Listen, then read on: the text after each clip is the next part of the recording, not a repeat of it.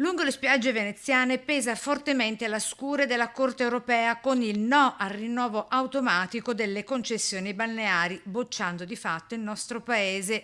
La sentenza di ieri non ci ha colto impreparati, fondamentalmente ci aspettavamo quello che è accaduto, la Corte di Giustizia europea non ha fatto altro che confermare quello che è l'atteggiamento ormai noto sin dalla prima sentenza del 2016. Ma cosa comporta questa nuova direttiva europea? In estrema sintesi, i rinnovi automatici sono fuori legge e per assegnare le concessioni balneari bisogna fare le gare, vale a dire che chi fino ad ora vi ha investito capitale umano ed economico potrebbe anche perdere tutto. Nella nostra regione circa 200 le imprese a rischio.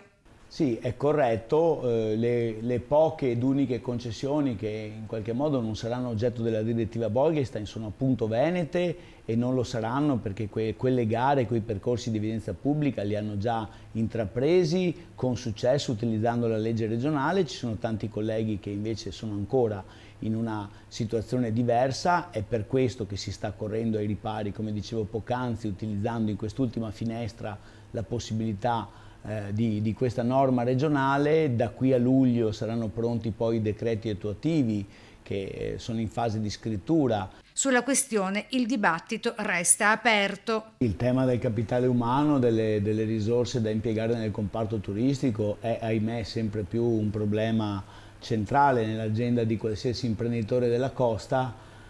Io ritengo che insomma, in questo momento noi viviamo anche necessariamente una fase di responsabilità anche a livello di interlocuzione politica.